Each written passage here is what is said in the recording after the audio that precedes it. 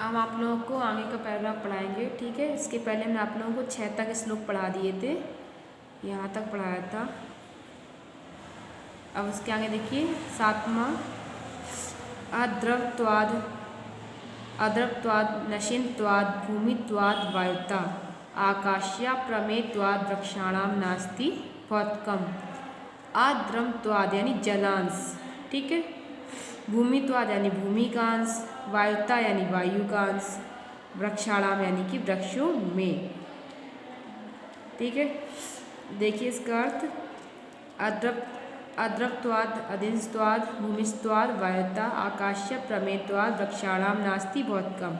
यानी कि महर्षि भारद्वाज जी कहते हैं कि जल के अंश से, अग्नि के अंश से, भूमि के अंश से, वायु और आकाश के तत्व के अप्रमेय होने से वृक्ष भौतिक पदार्थ नहीं है, अर्थात वृक्षों का पंच तत्वों से बनना सिद्ध नहीं होता है, ठीक है। क्या कहते हैं भारद्वाज जी कि भारद्वाज जी कहते हैं कि जल के अंश से, अग्नि के अंश से, भूमि के अंश से, वायु और आकाश के तत्वों के अप्रमेय से वृक्ष भौतिक पदार्थ नहीं होते हैं, और वृक्ष अगर भौतिक पदार्थ नहीं है तो उनमें किसी प्रकार से पंच तत्वों का होना सिद्ध नहीं होता है, ठीक है। आगे देखिए इसके बाद अगला 8वां, भृगुवाचा घनानामपि वृक्षाणाम आकाशो अस्ति न संशया तेषां पुष्पम फलम व्यक्ति नित्यम समुत्पादते। घनानामपि यानी कि ठोस रूप होने पर, संशय में संदेह नहीं है, समुत्पादते में संभव होता है। अर्थ देखिए इसका, घनानामपि वृक्षाणाम आकाशो अस्ति न संशया तेषां पुष्प फलम व्यक्ति नित्यं समुत्पादते। महर्षि भृगु कहते हैं कि वृक्षों में आकाश का तत्व होता है, उसी तत्व से फल और फूल की उत्पत्ति होती है, ठीक है। वृक्षों में जो होता है आकाश का तत्व होता है, उसी से फल और फूल की उत्पत्ति होती है, इसमें कोई संदेह नहीं है। अस्ति न संशय, इसमें कोई संदेह नहीं है। तेषां पुष्प फल व्यक्ति नित्यम समुत्पादते, और उसी तत्व से फल और फूल की नित्य उत्पत्ति,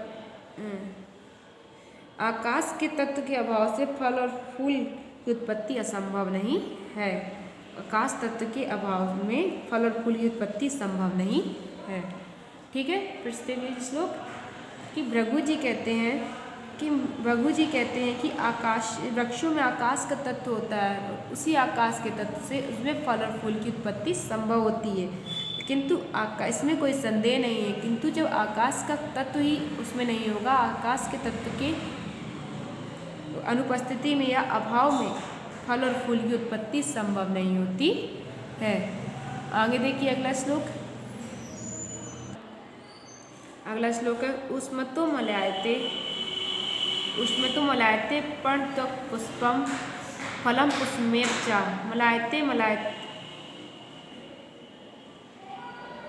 उष्मतो मलायते पर्णत्वक् फलम पुष्पमेव च मलायते शीर्षते चापी स्पर्शनेनार्थ विद्यते। त्वकमी छाल, मलायते मीन्स होता है कुमला जाते, शीर्षते मीन्स बिखर जाता है, ठीक है। अर्थ देखिए इसका कि महर्षि भृगु जी कहते हैं कि उष्मतो मलायते पर्णत्वक् पुष्पम फलम पुष्पमेव च मलायते शीर्षते चापी स्पर्शनेनार्थ विद्यते। भृगु जी कहते हैं कि गर्मी के कारण वृक्षों के पत्ते मुरझा जाते हैं, छाल, फूल, फल कुम्हलाकर बिखर जाते हैं, इसलिए वृक्षों में स्पर्श का तत्व भी पाया जाता है, ठीक। इससे स्पष्ट होता है कि वृक्षों में स्पर्श का तत्व भी पाया जाता है। फिर देखिए कि भृगु जी कहते हैं कि गर्मी के कारण पत्ते मुरझा जाते हैं, छाल, फल, फूल बिखर जाते हैं, इससे स्पष्ट होता है कि वृक्षों में स्पर्श का तत्व भी पाया जाता है। अगला श्लोक देखिए इसके बाद, वायव्य अग्नि सिद्धो निर्दोषो फलम पुष्प विर्ष्यते श्रोणेत ग्रहते शब्द स्तर्त माचम स्रवंती पादपा। देखिए निर्दोषे यानी कि आवाज से, विषयते में टूट जाता है, श्रोणे में कान से, तस्मात् मिस इसलिए, पादपा मिस वृक्ष। देखिए इसका अर्थ वायवा अगन्य वायवागन्य शनि निर्घोषे फलम पुष्पम विशीयते श्रोणे श्रोत्रेण ब्रुवते शब्दस्तस्य माक्षु वणंती पादपा। रघु जी कहते हैं कि वायु, अग्नि और बिजली की आवाज़ से वृक्षों में फल, पत्ती आदि टूटकर बिखर जाती है। रघु जी कहते हैं कि वायु, अग्नि और बिजली की आवाज़ सुनकर वृक्षों के फल और पत्ती आदि बिखर कर टूट जाती है। इन आवाज़ों को वृक्ष कानों से ग्रहण करते हैं, इसलिए इससे यह सिद्ध हो जाता है कि वृक्ष सुनते भी हैं या वृक्षों में श्रवणेंद्रियाँ भी पाई जाती हैं। फिर से देखिए इसे कि भृगु जी कहते हैं कि वायु, अग्नि और बिजली की आवाज़ से वृक्षों के पत्ते बिखर जाते हैं, फल टूट कर बिखर जाते, फल और पत्ते बिखर जाते हैं। इन आवाज़ों को वृक्ष अपने कानों से सुनते हैं, इससे यह सिद्ध होता है कि वृक्षों में श्रवणेंद्रियाँ पाई जाती हैं। ठीक है, अगला देख लीजिए। वल्ली वेष्टते वृक्षम सर्वतस्त्वश्च गच्छति न हयम दूरष्टेश मार्गो अस्ति तस्मात् पश्यन्ति पादपा। वल्ली मीन्स बेल, वेष्टते मीन्स लिपटती है, सर्वता मीन्स चारों ओर, हय दृष्टम मीन्स बिना दृष्टि वाले, पश्यन्ति मीन्स देखते हैं। और देखिए इसका वल्ली वेष्टते वृक्षम सर्वतस्त्वश्च गच्छति न हयम दृष्टेश्च मार्गो अस्ति तस्मात् पश्यन्ति पादपा। महर्षि भृगु कहते हैं कि बेल या लताएं वृक्ष से लिपटती हैं और वृक्षों के चारों ओर घूमती और बढ़ती रहती है।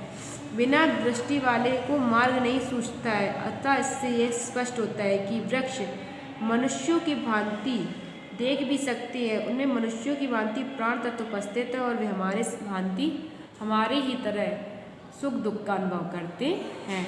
फिर से देख लीजिए कि भृगु जी कहते हैं कि बेल या लताएं वृक्षों से लिपटती हैं, वृक्षों के चारों ओर घूमती हैं और बढ़ती रहती हैं, बिना आँख वालों को मार्ग नहीं सूझता है। अतः इससे स्पष्ट होता है कि वृक्ष सुनते हैं, देखते हैं, उनमें भी मनुष्यों की भांति प्राण तत्व है, अतः वे हमारे ही भांति सुख और दुख का अनुभव करते हैं। ठीक है, अगला देखिए। पुण्या पुण्यस्तैव गंधे धूपैश्च विविध रैपी आरोगा पुष्पिता संति तस्मा जिग्रंती पादपा। पुण्या पुण्य यानी पुण्य और अपुण्यों में नरोगा मीन्स अरोगा मीन्स निरोग, पुष्पता मीन्स खिलते हैं, जिग्रंती मीन्स सूखते हैं। देखिए पुण्या पुण्यस्तैव गंधे धूपैश्च विविध रैपी आरोगा पुष्पिता संति तस्मा जिग्रंती पादपा। महर्षि भृगु जी कहते हैं कि वृक्ष पुण्यों और अपुण्यों तथा अनेक प्रकार की गंधों, धूप आदि से निरोग रहते हैं और खिलते हैं। इस प्रकार यह सिद्ध होता है कि वृक्ष सूंघते भी हैं। ठीक है, फिर से देख लीजिए और श्लोक कि भृगु जी कहते हैं कि वृक्ष पुण्य और अपुण्यों तथा अनेक प्रकार की गंधों, धूपों आदि से निरोगी रहते हैं और खिलते हैं। इससे यह स्पष्ट होता है कि वृक्ष सूंघते भी हैं। ठीक है, तो अभी आप लोग के लिए इतना ही। इसके आगे के श्लोक हम आप लोगों को कल पढ़ाएंगे।